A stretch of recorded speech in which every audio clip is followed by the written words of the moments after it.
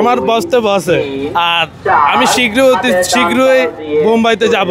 হে আশায় আমি সবাইকে বুঝাইতেছি যে আসলে বাংলাদেশে মালেঙ্গা আছে, তোমরা জেগে উঠো, বাঙালি জেগে উঠো যে বাংলাদেশে লাসিথ মালেঙ্গা আছে।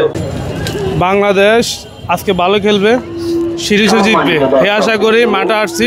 আর মালেঙ্গার ফ্যান যারা আছেন অবশ্যই মালেঙ্গাকে, জয়দেব মালেঙ্গাকে ভালোবাসা দিই, সাড়া দিবেন।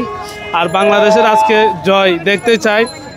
আর বিশেষ করে যারা বাংলাদেশের মালেঙ্গা বলে আমাকে যে একটা ভালোবাসা দেখায়, যে এভাবে ছবি টবি তুলে, জিনিসটা আমারও খুবই ভালো লাগে।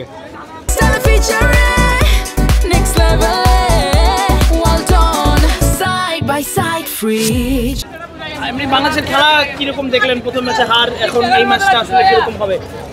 এই ম্যাচটা কিরকম হবে আমার মনে হয় 180 হবে বাংলাদেশ যদি আজকে ব্যাটিং করে। ব্যাটসম্যানেরা একটু দায়িত্বশীল হবে, ভালো করে খেলবে।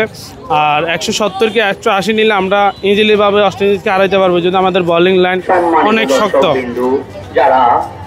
আর এমনিতেই আপনি যে বিরাট কোহলির ফ্যান আছে, আপনি মালিঙ্গার ফ্যান, আবার মুম্বাই ইন্ডিয়ান্সের জার্সি, এর কারণটা একটু যদি জানতে চাই। কারণটা একটা যে আমার বসতে বসে আর আমি শীঘ্রই মুম্বাইতে যাব।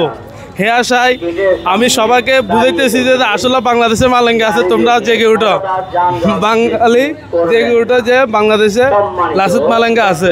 মুম্বাই কেন যাবেন? মুম্বাই যাব, আমার বস মালেঙ্গার সাথে দেখা করব।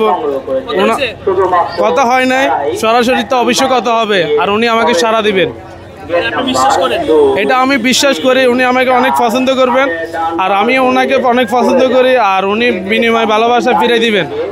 আপনি মুম্বাই গিয়ে কিভাবে দেখা করবেন? কীভাবে বলতে আমি প্রথমে টার্গেট করবো যে বিএপি গ্যালারিতে ঢুকার জন্য। যদি বিএপিতে ঢুকলে ওনার ফোকাসে আসি বা ওনার চোখে পড়ে, আর যত আইকনিক প্রতি ম্যাচে তো মনে সেরা দর্শক একটা নির্বাচিত হয়।